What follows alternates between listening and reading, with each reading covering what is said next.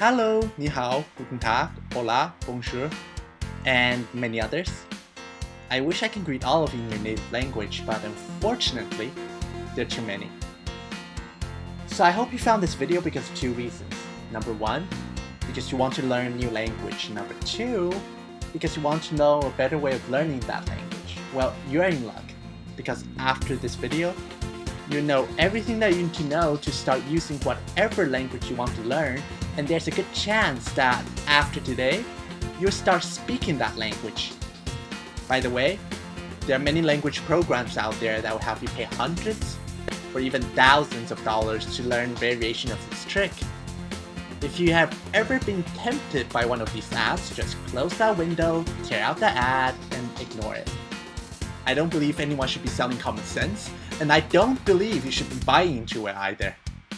So what is the big secret? Well, it's simple really.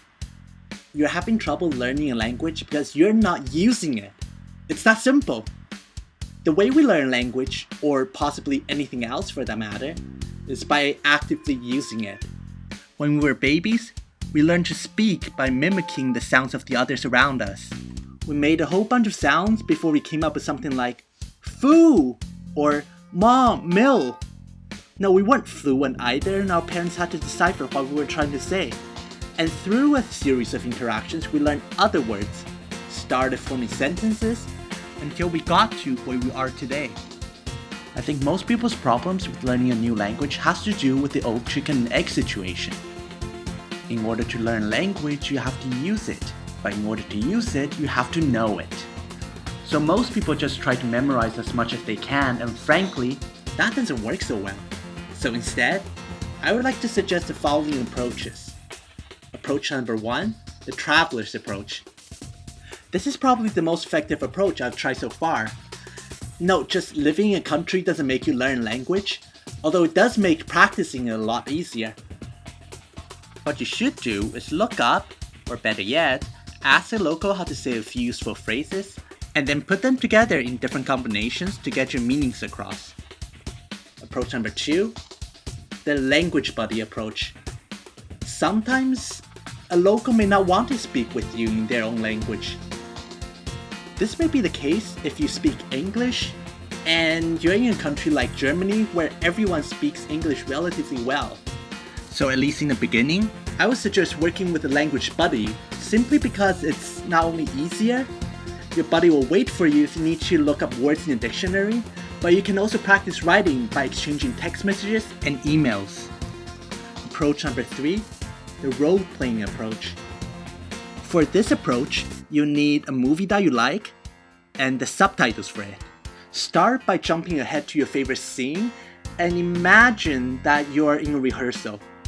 Watch the scene through once, then go to the subtitles, look up the words that you don't understand, and then watch it again. This time, try to remember the intonations, the way they say things, the expressions they use, and then with a buddy, try to reenact that scene as if you're in a rehearsal.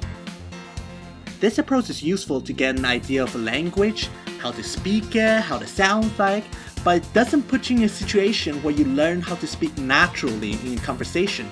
So if you choose this approach, you should supplement it with a more theoretical approach, such as grammar, reading, etc.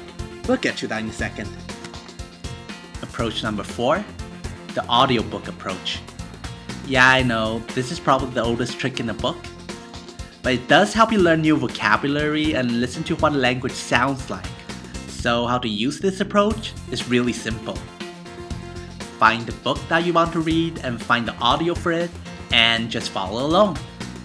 Look up enough words so that you know what the book is talking about, but don't make a flashcard out of every single word. You won't remember them.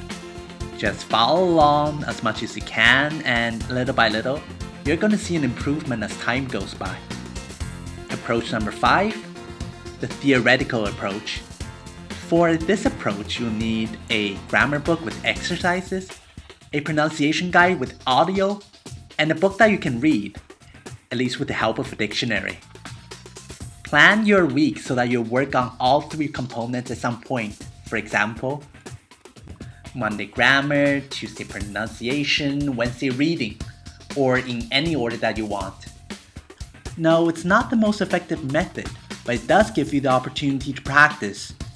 Just remember, if you choose this method, you still need to find a conversation buddy to practice with, because if you don't use the language, you're still not going to learn it. That's it from me.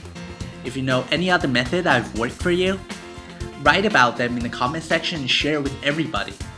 Otherwise, happy learning!